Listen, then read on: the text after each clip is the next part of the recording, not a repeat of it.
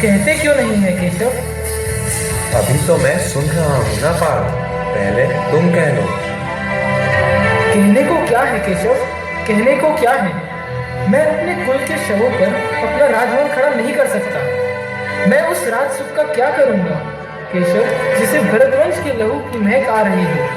हे शांति देव, अगर सब कुछ खोकर भी मुझे शांति मिल जाए तो ये शांति बहुत सस्ती है केशव, बहुत सस्ती है। मेरा नाम लेकर पुकारने से पहले ये बताओ पार्थ कि इस समय जब विनाश के बादल चारों ओर से उमड़ आए हैं और धर्म, रक्षा और विजय की आस लिए तुम्हारी ओर देख रहा है, तो इस घड़ी में तुमने कायरता के हीन भावों को अपने हृदय में आने कैसे दिया?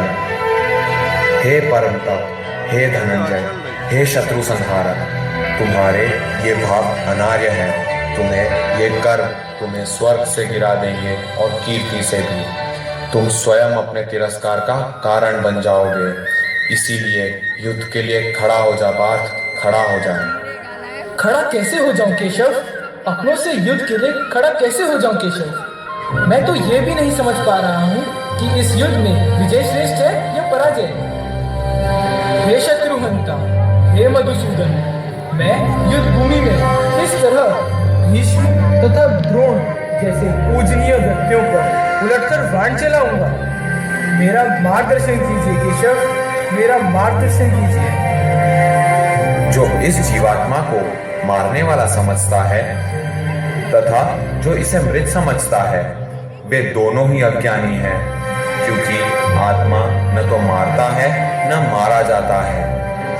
हे मानव, मैं तुझसे कह रहा हूं कि संसार तेरी कर्म भूमि है और तू कर्मों के मानदंड से ही नापा जाएगा।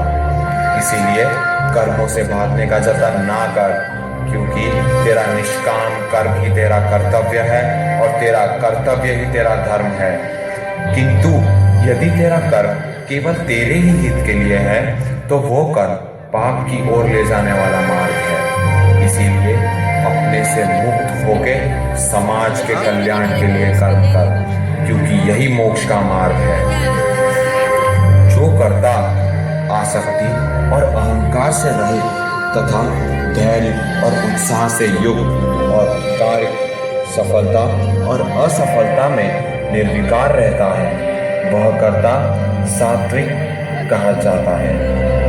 राग द्वेष से युक्त, कर्मफल का इच्छुक, लोभी तथा दूसरों को कष्ट देने वाला, अपवित्र विचार वाला और हर्ष शोक से युक्त कर्ता राजसिक कहा जाता है। अयुक्त, असभ्य, हठी, धूर्त, द्वेषी, आलसी, उदास और दीर्घ सूत्री कर्ता तामसिक कहा जाता है।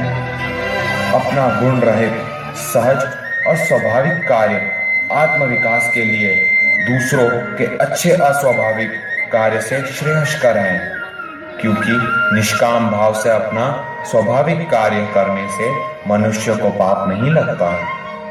हे प्रभु, आपने अपने ज्योति के तेज से मुझे पूर्णतः प्रकाशित कर दिया है।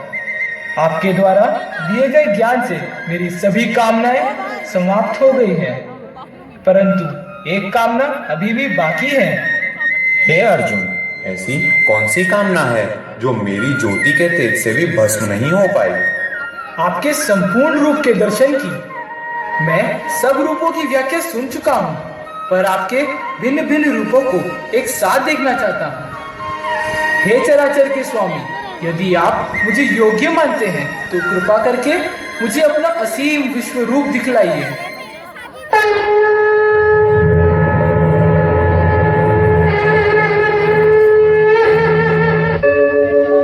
यदा यदा हि धर्मस्य ग्लानिर्भवति भारत अभ्युत्थानम् अधर्मस्य तदात्मानं सृजाम्यहम्।